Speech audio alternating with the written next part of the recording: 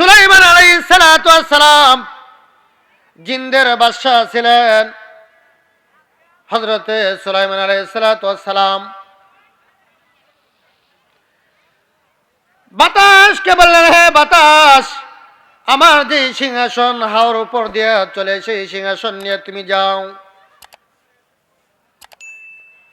হযরত সুলাইমান আলাইহিস সালাতু ওয়াস সালাম বাতাসকে অর্ডার করে দিলেন।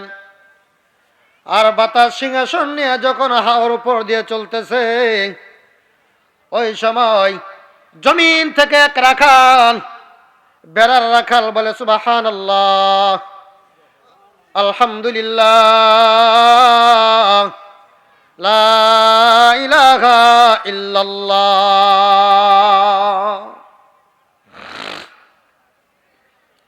আল্লাহর পয়গম্বর সুলাইমান আলাইহিস সালাতু ওয়াস সালামের কানে যখন আওয়াজ পৌঁছে গেল, আওয়াজ পৌঁছার সঙ্গে সঙ্গে আল্লাহর পয়গম্বর সুলাইমান আলাইহিস সালাতু ওয়াস সালাম বলে দিলেন, হে বাতাস, আমার সিংহাসন তুমি জমিনে নামিয়ে দাও। কন্যা সুবহানাল্লাহ। আল্লাহর পয়গম্বর সুলাইমান আলাইহিস সালাতু ওয়াস সালামের সিংহাসনকে জমিনে নামিয়ে দেওয়া হলো। নামানোর সঙ্গে সঙ্গে আল্লাহর পয়গম্বর সুলাইমান আলাইহিস সালাতু ওয়াস সালাম সিংহাসন থেকে নেমে হেঁটে হেঁটে রাখালের কাছে চলে গেলেন। হে রাখাল, হে রাখাল, তুমি যে একবার সুবহানাল্লাহ শব্দ উচ্চারণ করেছ, একবার জমিন থেকে আলহামদুলিল্লাহ শব্দ আওয়াজ দিয়েছ, একবার আল্লাহু আকবার শব্দের আওয়াজ দিয়েছ, হে রাখাল, তোমার সুবহানাল্লাহর নেকি আমাকে দিয়ে দাও, আর আমার সিংহাসন তোমাকে আমি দিয়ে দেব। সুবহানাল্লাহ আস্তে গুঞ্জে, মহিলারা শুনে নেব। আল্লাহর পয়গম্বর সুলাইমান আলাইহিস সালাতু ওয়াস সালাম তিনি রাখালকে বললেন, হে রাখাল, তোমার যে সুবহানাল্লাহ নেকি আছে এটা আমাকে দিয়ে দাও, আমার সিংহাসন তোমাকে আমি দিয়ে দিলাম। আল্লাহর পয়গম্বর সুলাইমান আলাইহিস সালাতু ওয়াস সালাম বলার সঙ্গে সঙ্গে রাখাল আশ্চর্য হয়ে গেলেন। আল্লাহর পয়গম্বর সুলাইমান আলাইহিস সালাতু ওয়াস সালাম তিনি আমার সুবহানাল্লাহ নেকি নিতে চায় আর আমার তার সিংহাসন আমাকে দিতে চায়, এটা কারণ কি? বারবার বললেন। রাখাল হবে না, দিব না। তখন আবার সুলাইমান আলাইহিস সালাতু ওয়াস সালাম সিংহাসনের দিকে অগ্রসর হচ্ছেন, যাবেন, চলে যাবেন। রাখাল দৌড়ে গেলেন, হে পয়গম্বর সুলাইমান, দাঁড়ান।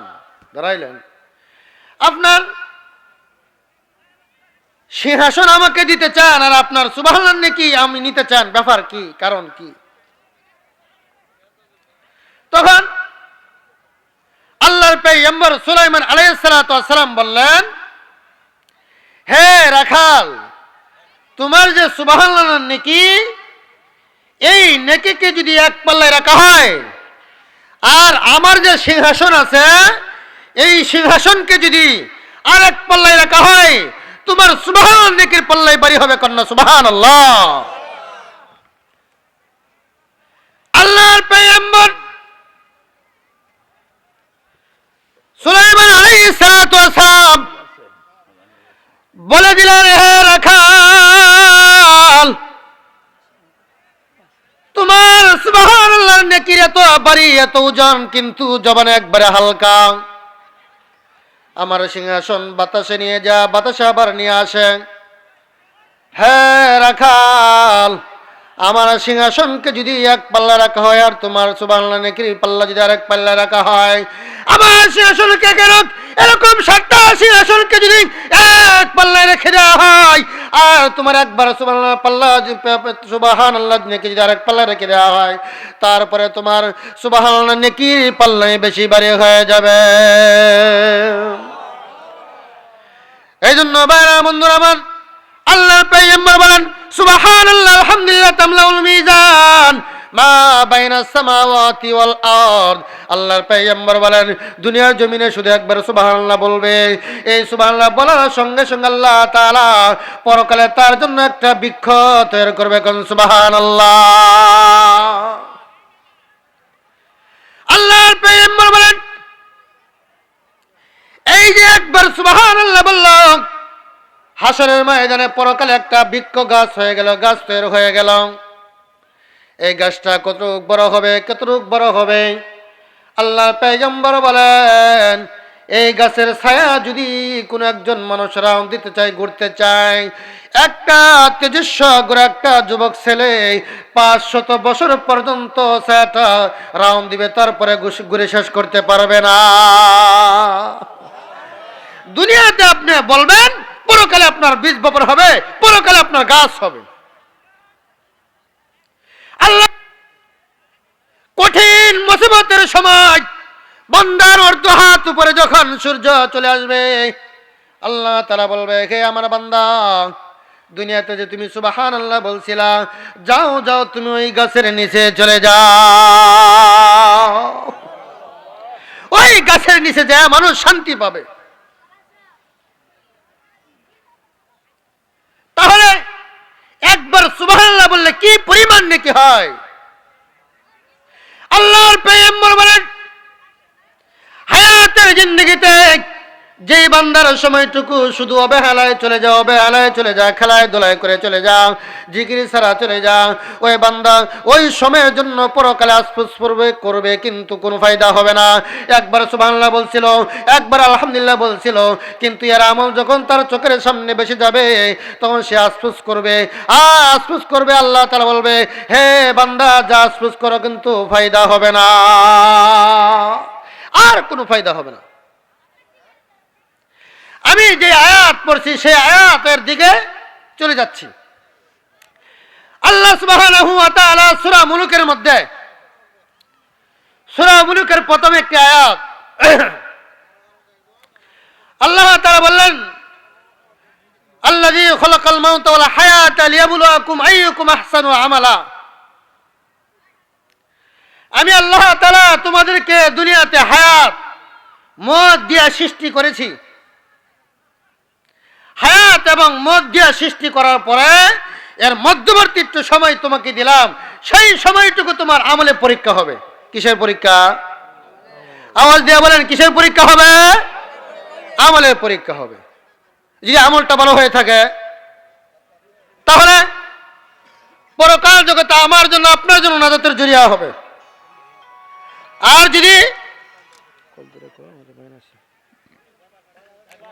আর যদি আমরা এই সময়টুকু অবহেলায় সময়টা কাটিয়ে দেই তাহলে আমাদের জীবন ব্যর্থ।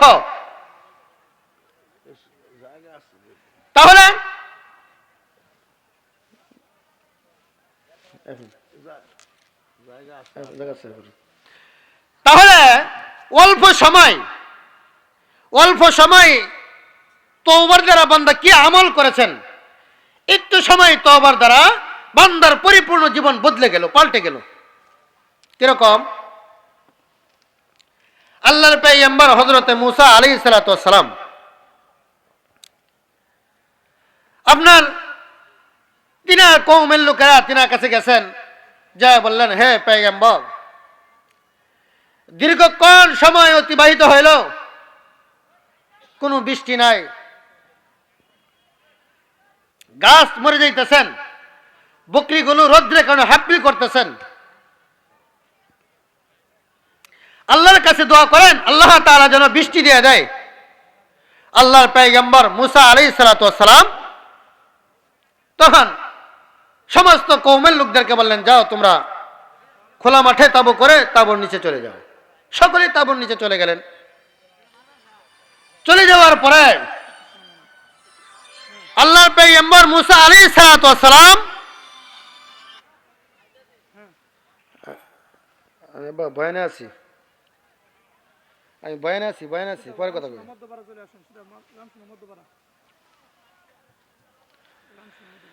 তখন আল্লাহর পয়গম্বর মূসা আলাইহিস সালাতু ওয়াস সালাম সকলকেই বললেন তোমরা তাবু করে তাবু নিচে চলে যাও। আল্লাহর পয়গম্বর মুসা আলাইহিস সালাতু ওয়াস সালাম তিনি নসিহত করতেছেন বান্দাদেরকে, হে আমার উম্মতেরা, হে আমার কওমের লোকেরা, আমাদের গুনার কারণে আল্লাহ তাআলা বৃষ্টিকে বন্ধ করে দিয়েছেন।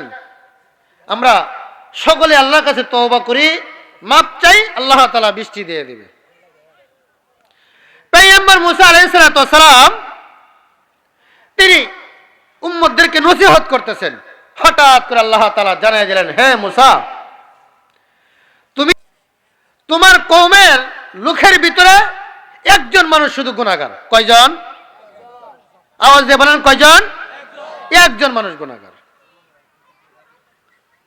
তাহলে কই একজনকে তুমি তাবুত থেকে বের করে দাও, জমিনে বৃষ্টি নাজিল হয়ে যাবে।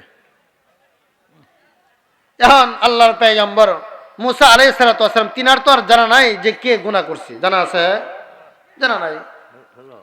তিনার কওমের লোকদেরকে বলতেছেন, হে কওমের লোকেরা, তোমরা সকলে আল্লাহর কাছে তওবা করো এবং এই জায়গার ভিতরে একজন মানুষ গুনাহগার আছে। কে গুনাহগার তোমার জন্য সকলে কষ্ট করবে তা বরদাস্ত করা যায় না, তুমি তাবুত থেকে এখনই বের হয়ে যাও। আল্লাহর পয়গম্বর মুসা আলাইহিস সালাতু ওয়াস সালাম ঘোষণা করে দিলেন। তখন একজন আরেকজনের দিকে তাকাইতেছেন, কেউ তো আর বের হয় না। যিনি গুনাহগার তার তো মনে মনে জানাই আছে, তিনি এরকম তওবা করছেন, এরকম তওবা করছেন। আল্লাহর পয়গম্বর মুসা আলাইহিস সালাতু ওয়াস সালাম তওবার কথা বলার সঙ্গে সঙ্গে তার উম্মত এরকম তওবা করেছে যে তওবার দ্বারা ওই বান্দা আল্লাহ তাআলার কাছ থেকে ওয়াদা এসে গেল, গুনাহগার ব্যক্তি বের হয়ে যাও। ওই বান্দা চিন্তা করলেন, আমি যদি এখন বের হয়ে যায় তাহলে সকল মানুষের মধ্যে আমি পাপিষ্ঠ বলে চিহ্নিত হয়ে যাব, গুনাহগার বলে সাব্যস্ত হয়ে যাব, পাপী বলে সাব্যস্ত হয়ে যাব। হ্যাঁ মালিক, আমাকে গুনাহগার বলে তুমি সাব্যস্ত করিও না, পাপী বলে আমাকে সাব্যস্ত করিও না। হে মালিক, তোমার রহমত থেকে তুমি আমাকে নৈরাশ করিও না। আল্লাহ তাআলা বলেন, লা তাকনাতু মির রাহমাতিল্লাহ। হে বান্দা, পাহাড় পরিমাণ গুনাহ করবা, সাগরের ফেনা পরিমাণ গুনাহ করবা, গুনার পাহাড় নিয়ে আমার সামনে তুমি দাঁড়ায় যাইবা। দাঁড়িয়ে যাওয়ার পরে যখন তুমি তওবা করবা, আমি আল্লাহ তাআলা তোমার সমস্ত গুনাহ মাফ করে আমি আল্লাহ তাআলা জান্নাতের মেহমান বানিয়ে দেব। আল্লাহর পয়গম্বর সুলাইমান, আল্লাহর পয়গম্বর মুসা আলাইহিস সালাতু ওয়াস সালাম বলার সঙ্গে সঙ্গে তখন ওই বান্দা এরকম তওবা করেছেন, যেই তওবা করার সঙ্গে সঙ্গে ওই বান্দার চোখের পানি নাকের ডগার আসার আগেই আল্লাহ তাআলা জমিনে বৃষ্টি নাজিল করে দিলেন। সুবহানাল্লাহ। আল্লাহর পয়গম্বর মুসা আলাইহিস সালাতু ওয়াস সালাম বলেন, হে মালিক, আপনি বললেন যতক্ষণ পর্যন্ত গুনাহগার ব্যক্তি জায়গা থেকে বের না হবে ততক্ষণ পর্যন্ত বৃষ্টি হবে না। এই তাবুত থেকে তো কেউ বের হয় নাই, আবার বৃষ্টি নাজিল হয়ে গেল। হে মালিক, আপনার কুদরতের তো কোনো সীমানা নাই, আমি তো বুঝতে পারলাম না। আল্লাহ তাআলা বলে দিল, হে মুসা, তুমি যখন ঘোষণা করে দিলা হে গুনাহগারকে বের হয়ে যাও, তোমার জন্য সকলে কষ্ট করবে তা বরদাস্ত করা যায় না। ওই বান্দা এরকম তওবা করেছে, ওই বান্দার শুরু থেকে নিয়ে শেষ পর্যন্ত আজকে পর্যন্ত যত গুনাহ করেছে আমি আল্লাহ তাআলা ওই বান্দার সকল গুনাহ মাফ করে জমিনে বৃষ্টি নাজিল করে দিলাম। সাউন্ড কমাই দিল নাকি? আল্লাহর পয়গম্বর মুসা আলাইহিস সালাতু ওয়াস সালাম আল্লাহ তাআলাকে বললেন, হে মালিক, তাহলে তো আমি বুঝতে পারলাম না। আল্লাহ তাআলা বলে, হে মুসা, আমার উম্মতেরা দুনিয়া থেকে, আমার বান্দারা যখন দুনিয়া থেকে তওবা করবে, ইস্তিগফার করবে, পড়ার সঙ্গে সঙ্গে বান্দার জীবনের সকল গুনাহ মাফ করে দেয়। হে বন্ধুরা আমার, আল্লাহর পয়গম্বর বলেন মৃত্যু পর্যন্ত যেই বান্দা শুধু তওবার আমল করে যায় আল্লাহর পয়গম্বর হাদিসের মধ্যে বলেন কোন বান্দা 70 বছর বয়স হয়ে গেল, 60 বছর বয়স হয়ে গেল, বান্দা গুনাহ করতে জীবন অতিবাহিত করে গেল, কিন্তু 70 বছর বয়স যখন চলে আসলো বান্দার আল্লাহ তাআলার ভয়ের কথা স্মরণ হয়ে গেল, তখন বান্দা এত পরিমাণ তওবা করে আল্লাহ তাআলা বলেন ওই বান্দা ওই যে শুরু থেকে নিয়ে 70 পর্যন্ত যে গুনাহ করেছে, আর ওই বান্দা এত পরিমাণ তওবা করতে আমি আল্লাহ তাআলা ওই সকল গুনাহ মাফ করে বান্দাকে জান্নাতের মেহমান বানায় দুনিয়া থেকে উঠায় নেয়। আল্লাহ তাআলা ওই বান্দাকে মাফ করে জান্নাতের মেহমান বানিয়ে আল্লাহ তাআলা দুনিয়া থেকে উঠায় নেয়। আল্লাহর পয়গম্বর বলেন যেই বান্দা মৃত্যুবরণ করার এক মুহূর্তে গলার হুলকুমের মধ্যে রূহ আসার আগে, যখন গড় শব্দ আসার আগে বান্দা যে তওবা করে আল্লাহ তাআলা বলে বান্দার তওবাকে কবুল করা হয়। আর যখন বান্দার গলার মধ্যে আওয়াজ এসে যাবে, গড় আওয়াজ এসে যাবে, তখন বান্দার তওবা আর কবুল করা হবে না। আরেকটা সময় হলো যখন কোন বান্দার পূর্ব দিক থেকে সূর্য উদয় হয়, যখন পশ্চিম দিক থেকে সূর্য উদয় হবে তখন বান্দার তওবা কবুল হবে না, কিন্তু এর আগেই বান্দার তওবা করতে হবে। যদি এর আগে বান্দা তওবা করে আল্লাহ তাআলা বান্দার সকল গুনাহ মাফ করবে। এজন্য আল্লাহ তাআলা বলেন ইয়া আইয়ুহাল্লাযীনা আমানু তুবু ইলাল্লাহি তাওবাতান নাসুহা। যেই তওবার দ্বারা আল্লাহ তাআলা বান্দাকে বেগুনাহ মাসুম বানায়া জান্নাতের মেহমান আল্লাহ তাআলা বানায়া দেয়। বন্ধুরা আমার, আপনাদের সামনে যেই নেক আমলের দ্বারা আল্লাহ তাআলা বান্দাকে মাফ করে দেয়। বনি ইসরাঈলের 3 ব্যক্তি ছিলেন। বনি ইসরাঈলের কয় ব্যক্তি ছিলেন? 3 ব্যক্তি ছিলেন বনি ইসরাঈলের। রাসূল বলেন বনি ইসরাঈলের 3 ব্যক্তি তারা সফরে বের হয়ে গেল। সফরে বের হয়ে যাওয়ার পরে রাস্তা অতিক্রম করতে রাত এসে গেল। যখন রাত্র হয়ে গেল তখন চিন্তা করলেন কোন জায়গায় যে আমরা আশ্রয় গ্রহণ করব, কোন জায়গায় থাকব। তখন ওই সময় ওই বনি ইসরাঈলের 3 ব্যক্তি তারা গর্তের ভিতরে, পাহাড়ের বিশাল এক গুহার ভিতরে, পাহাড়ের গর্তের ভিতরে তারা আশ্রয় নিলেন। আশ্রয় নেওয়ার সঙ্গে সঙ্গে ওই যে উপর থেকে বিরাট বড় এক পাথর পাহাড় থেকে ঘুরে পড়ে বান্দার 3 জন মানুষ যে গর্তের মধ্যে প্রবেশ করেছিল, গর্তের মুখ বন্ধ হয়ে গেল। যখন গর্তের মুখ বন্ধ হয়ে যাওয়ার পরে তখন ওই 3 ব্যক্তি যখন গর্তের ভিতরে পড়ে গেল, এখন পাথর উঁচু পাহাড় থেকে গড়িয়ে এসে গর্তের মুখ বন্ধ হয়ে গেল। এখন গর্ত থেকে আর বের হওয়ার মতো কোনো রাস্তা নাই। তারা 3 জন চিন্তায় মগ্ন হয়ে গেলেন এখন কি করা যায়।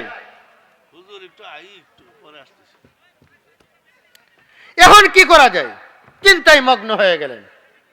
এদিকে তাকান, ওই তো আমাদেরই ভাই আনসারি, সবাই তো একসাথে বসে চা পান খায়। এদিকে তাকান, তখন ওই 3 ব্যক্তি গর্তের ভিতরে পাথর এসে মুখ বন্ধ হয়ে গেল।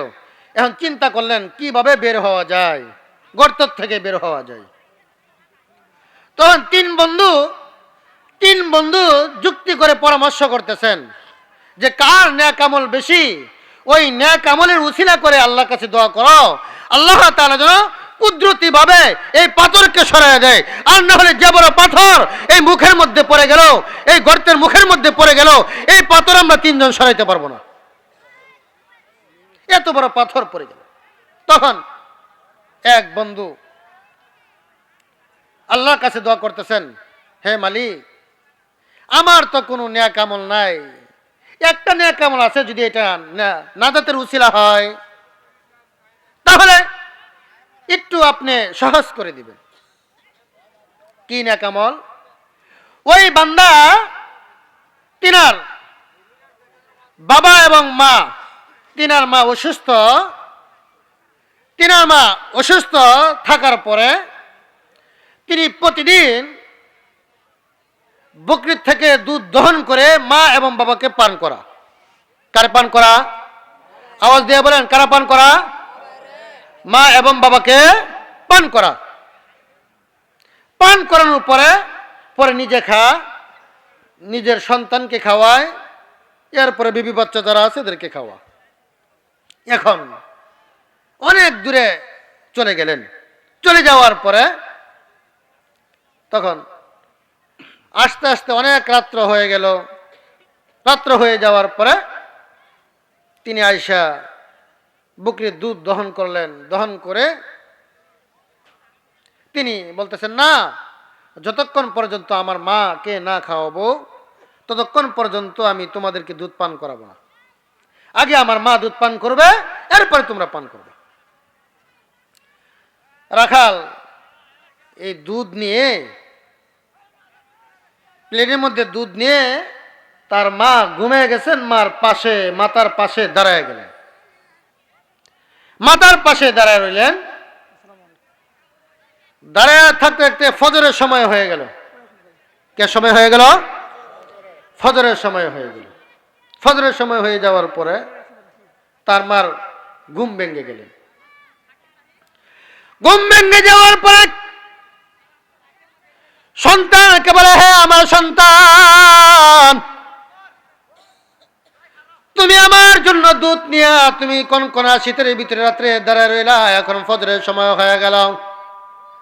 হে আমার সন্তান, তুমি এত পরিমাণ আমাকে মহব্বত করো, ভালোবাসো, তোমার জন্য আমি দোয়া করি আল্লাহ তাআলা তোমাকে জান্নাতের মেহমান বানায় দেও। ওই সন্তান ওই গর্তের মধ্যে পড়ে গিয়েছিল।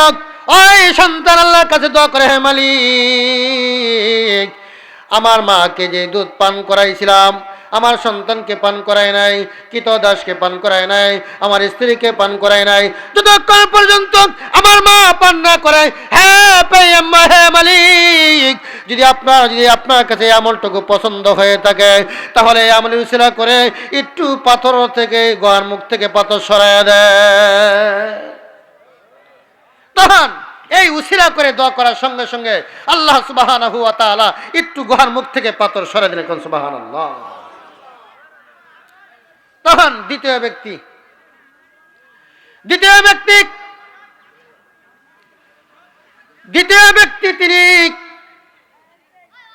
তিনার একজন চাচাতো বোন ছিল, এত সুন্দর রমণী, অনেক সুন্দর চেহারা অধিকারী, এত সুন্দর চেহারা অধিকারী। এই বোনকে দেখিয়া তার লোভ এসে গেল, আর তিনি বললেন, হে আমার বোন, আমি তোমার সাথে আমার যৌবনের চাহিদা পূর্ণ করতে চাই। হে আমার বোন, আমি তোমার সাথে যৌবনের চাহিদা পূর্ণ করতে চাই, তুমি কি বলো? সঙ্গে সঙ্গে বোন বলল, না না না, তুমি আমাকে বৈধভাবে তুমি আমার সাথে বিবাহ মাধ্যমে তুমি তোমার চাহিদা তুমি পূর্ণ করো, কিন্তু তুমি অবৈধভাবে তোমার চাহিদা তুমি পূর্ণ করতে পারত না। তখন বোন অনেক দরিদ্রের মধ্যে পড়ে গেল, অনেক ক্ষতিগ্রস্তের মধ্যে পড়ে গেল। পড়ার সঙ্গে সঙ্গে যা বললেন, হে ভাই, তুমি আমাকে কিছু দিরহাম তুমি আমাকে কর্জা দিয়ে দাও। সঙ্গে সঙ্গে ভাই তাকে 120টি দিরহাম কর্জা দিয়ে দিলেন, ধার দিয়ে দিলেন। দেওয়ার সঙ্গে সঙ্গে বোন যখন দেওয়ার সময় হয়ে গেল, ভাই চলে আসলো, ছোট ভাই চলে আসলো। আয়েশা বলল, বোন তুমি আমাকে টাকা দিয়ে দাও। বোন বলল, ভাই এখন তো টাকা আমার কাছে হয় নাই, দিরহাম আমার কাছে হয় নাই, আমি তোমাকে কিভাবে দিব? সঙ্গে সঙ্গে বললেন, বোন তুমি যদি আমার সাথে তোমার যৌবনের চাহিদাকে পূর্ণ করো তাহলে তোমার টাকা দিরহাম কোনো কিছু দিতে হবে না, সব পরিশোধ হয়ে যাবে, সব পরিশোধ হয়ে যাবে, তোমার টাকা পয়সা দিতে হবে না। সঙ্গে সঙ্গে বোন এখন দিরহাম দিতে পারে না। এখন কি করা যায়? দিরহামের জন্য এত পরিমাণ চাপ দিয়েছেন, তিনি বাধ্য হয়েছেন তার চাচাতো ভাইয়ের সাথে জিনা করতে বাধ্য হয়ে গেলেন। ভাইরা বন্ধুরা আমার, যখন ওই যুবক তার চাচাতো বোনের রানের উপর যখন বসে গেল এখন কাজ করবে, তখন ওই বলল, ইত্তাকুল্লাহ,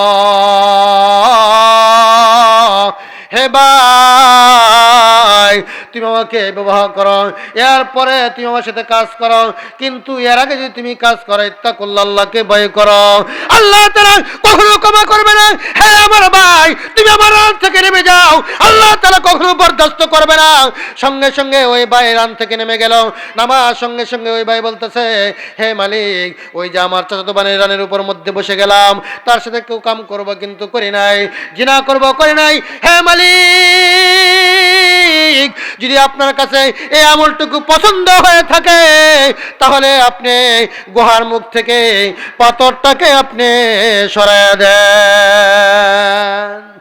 নাইলে মমিন সোয়া মমিন মিশাওয়াদ, সোয়া মমিন মিশাওয়াদ, নাইলে কাফের সোয়া কাফের মিশাওয়াদ। এক জামানা সাহাবাতে বা আউলিয়া, এক জামানা সাহাবাতে বা আউলিয়া, বেহতর আজ শুধু সলে তো আত বেরিয়া। আল্লাহু আকবার বলেন, আর আওয়াজ দিয়ে বলেন আল্লাহু আকবার। ভাইরা বন্ধুরা আমার, ওই তৃতীয় নম্বর ব্যক্তি আমরা একজন মানুষকে যখন কাজের জন্য নিয়ে নেই, সে আমার কাজ করে, কাজ করার সঙ্গে সঙ্গে রাসূলের বাসায় বলা হয় যখন একজন মানুষ কাজ করে তার গাম শুকানোর আগেই তার মজুরি দিয়ে দেওয়া, সঙ্গে সঙ্গে মজুরি দিয়ে দেওয়া। অনেক মানুষ দেখা যায় মজুরি দিবে তো দূরের কথা, যে কাজ করলো ওর সাথে আরো ঝগড়ার মধ্যে লিপ্ত হয়ে যায়, ঠিক না বেঠি? আল্লাহর পয়গম্বর বলেন ওই বান্দার গাম শুকানোর আগে যদি তুমি দেওনা না দিতে পারো, পাওনা তার টাকা না নিতে পারো, আর তার সাথে তুমি দুর্ব্যবহার করো, খারাপ ব্যবহার করো, তাহলে আল্লাহ তাআলা কখনো বরদাস্ত করবে না। ওই তৃতীয় নম্বর ব্যক্তি, এই ব্যক্তি এত ধনট্টবান ব্যক্তি ছিলেন, ধনের পাহাড় ছিলেন, সম্পদের পাহাড় ছিলেন।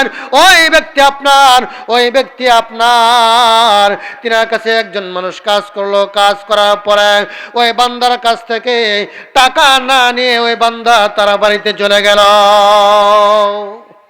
ওই বান্দার টাকা না নিয়ে সে বাড়িতে চলে গেল, আর ওই বান্দার মুদির টাকা দিয়া বেড়া কিনলেন, বকরি কিনলেন, গাভী কিনলেন, যা কিছু কেনার দরকার, যা কিছু ক্রয় করা দরকার সব কিছু করে অনেক বড় অট্টালিকা তৈরি করে ওই বান্দার জন্য মজুদ করে করেন সুবহানাল্লাহ। তখন আপনার মজুদ করার পরে ওই বান্দা অনেকদিন পরে ওই বান্দার কাছে আসছেন, আয়েশা বলতেছেন, ভাই আমি যে তোমার কাজ করছিলাম কাজের মজুরি তুমি আমাকে দিয়ে দাও। তখন ওই ভাই বললেন, ভাই তোমার কাজের মজুরির টাকা তুমি নিতে আসছো, এই যে মাঠ ভরা বকরি দেখা যায় এ তোমার, মাঠ ভরা গাভী দেখা যায় তোমার, এই অট্টালিকা দেখা যায় সব তোমার, ভাই তুমি নিয়ে নাও। ওই বান্দা চিন্তা করতেছেন আমি কিছু টাকা পাই, আর সে আমাকে বলতেছেন মাঠ ভরা বকরি আমার, মাঠ ভরা গাভী আমার, এই অট্টালিকা আমার, তুমি কি আমার সাথে মজা করতেছ? সে বলে, ভাই না, আমি তোমার সাথে মজা করি নাই, তোমার সম্পদ তুমি যে আমার কাছে কাজ করছিলা এই টাকা দিয়া এগুলো কিনেছি, আর এই কিনার থেকে এগুলো বাড়তে বাড়তে বাড়তে বাড়তে এত পরিমাণ হয়ে গেল, এই সব পাওনা তোমার, তুমি সকল মাল তুমি নিয়ে নাও, এই মাল তোমার। তখন এই বান্দা মাল নিয়ে চলে গেলেন, যাওয়ার পরে ওই যে মানুষের বাড়িতে কাজ করেছিল ওই বান্দা ওই গর্তের ভিতরে আছে।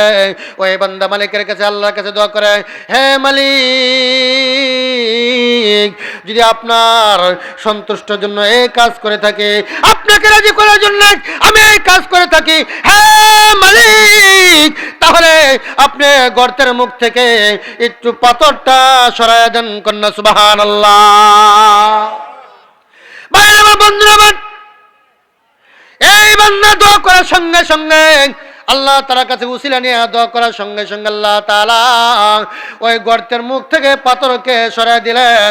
ওই তিনজন বনী ইসরাইলের মুসাফির ব্যক্তি গর্ত থেকে বের হয়ে গেল, কোন সুবহানাল্লাহ। मैं तौलब मौला हूँ मेरे, मैं तौलब मौला हूँ मेरे इश्क निराला,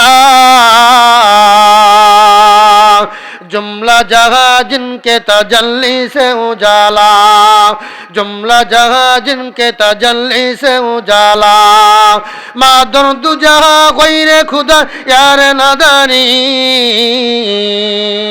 मादर दु जहां गैरे खुदा यार नादानी,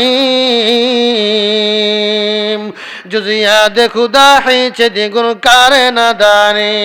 আল্লাহু আকবার। ভাইরা বন্ধুরা, এই জন্যই মালিকের কাছে যে কোনো আমলে উসিলা করে আল্লাহর কাছে মাহফিলে বসে গেছেন। এই মাহফিলের ভিতরে অসংখ্য ফেরেশতা ক্যামেরা করতেছেন করার পরে আপনার ভাইরা বন্ধুরা, ওই যে কঠিন মুসিবতের সময় আপনাকে যখন জাহান্নামে দেওয়া হবে, ফেরেশতারা যখন জাহান্নামে নিয়ে যাবে, তখন ওই যে ফেরেশতারা আল্লাহ তাআলার সামনে ক্যামেরা ধরবে আর বলবে, হে আল্লাহ তাআলা, হে মালিক, ওই যে আপনার বান্দা রামসোনা মধ্যপাড়া বৈশা ওলামা একরামদের কাছ থেকে দিনে কথা শুনেছিল, হে মালিক, আমি তা ক্যামেরা করে নিয়ে আসলাম। এই যে ক্যামেরা দেখেন, আল্লাহ তাআলা ক্যামেরা দেখে বলবে, হে ফেরেশতারা, যাও যাও, এই বান্দাদেরকে জান্নাতের মেহমান বানিয়ে দিলাম।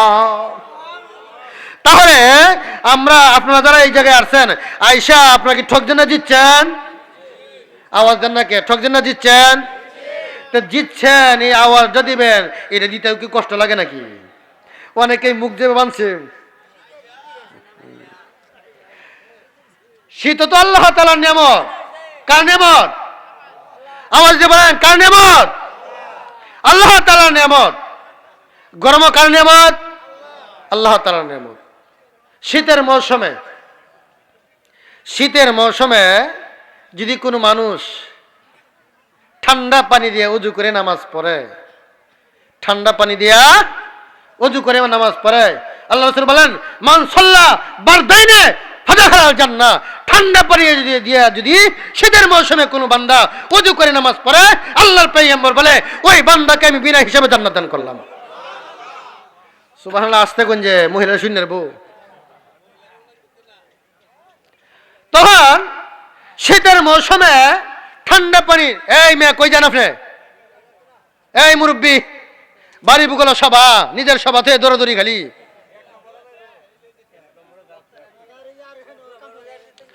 তখন এই শীতের মৌসুমে ঠান্ডা পানি যদি ওযু করে, তাহলে কিনে কি হবে? আল্লাহর পয়গম্বর বলেন, ওযু করলো ঠান্ডা পানি দিয়ে ওযু করে, যখন বান্দা আকাশের দিকে তাকায়া কালিমা শাহাদাত পড়বে, কালিমা শাহাদাত পড়ার সঙ্গে সঙ্গে আল্লাহর পয়গম্বর বলেন, এই বান্দা মৃত্যুবরণ করলেই আমি বিনা হিসেবে জান্নাত দান করব। সুবহানাল্লাহ। আর আকাশের দিকে তাকায় যদি কোনো মানুষ ওযু করিয়া কালিমা শাহাদাত পাঠ করে, আল্লাহ তাআলা তার জন্য জান্নাতের 8টা দরজা খুলে দেন। সুবহানাল্লাহ। তাহলে জান্নাতে প্রবেশ করতে দরজা কি 8টা লাগে নাকি? একটাই তো যথেষ্ট। আল্লাহ তাআলা কেন দিলেন? আল্লাহ তাআলা এই জন্য দিলেন, বান্দার ইজ্জতের জন্য, শানের জন্য আল্লাহ তাআলা দিলেন।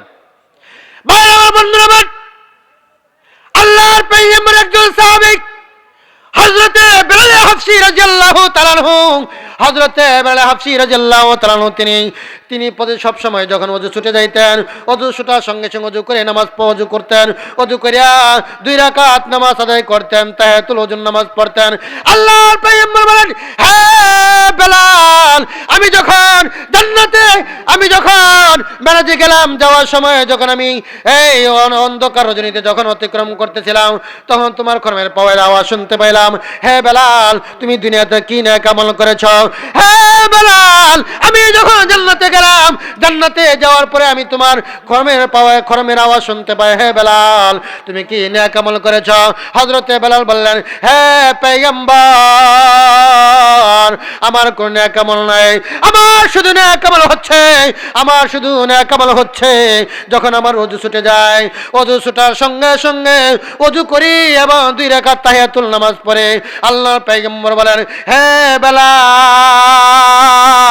আল্লাহ তাআলার কাছে তোমার এই আমলটুকু পছন্দ হয়ে গেছে। সুবহানাল্লাহ। আল্লাহর পয়গম্বর হযরত বেলালকে বললেন, বেলাল বললেন, হে পয়গম্বর, দুনিয়াতে আপনার সাথে ছিলাম, দুনিয়াতে আপনার বন্ধু হিসেবে ছিলাম, এখন যখন আপনি দুনিয়া থেকে ওফাত করবেন তারপরে আমি কিভাবে যাব? আপনি তো জান্নাতে আগে চলে যাবেন।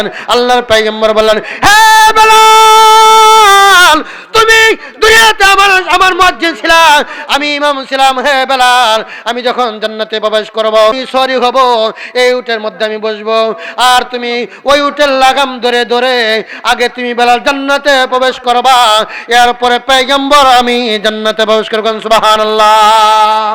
জান্নাত और दोजख से क्या करो, जन्नत और दोजख से क्या करो,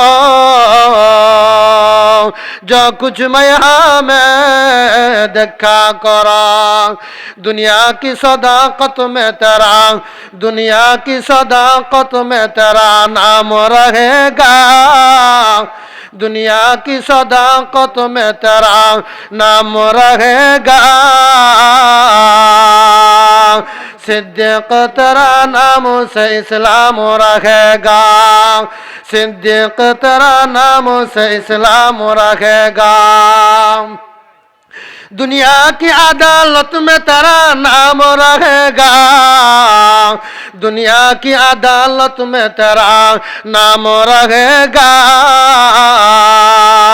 फारूक तेरा नाम से इस्लाम रहेगा, दुनिया की मुअज्जिन में तेरा नाम रहेगा, दुनिया की मुअज्जिन में तेरा नाम रहेगा, बेलाल की तेरा नाम से इस्लाम रहेगा, दुनिया की मुजाहिद में तेरा नाम रहेगा, दुनिया की मुजाहिद में तेरा नाम रहेगा, खालिद का तेरा नाम से इस्लाम रहेगा। अल्लाहु আকবার বলেন, আল্লাহু আকবার। আমি যে সকল কথাগুলো বললাম এই কথার উপর আপনাদেরকে এবং আমি গুনাহগারকে আমল করা তৌফিক দান করে সকলে বলে আমিন। আমার কাশিগঞ্জ বাজারে ঈদগাহ মাঠের পূর্ব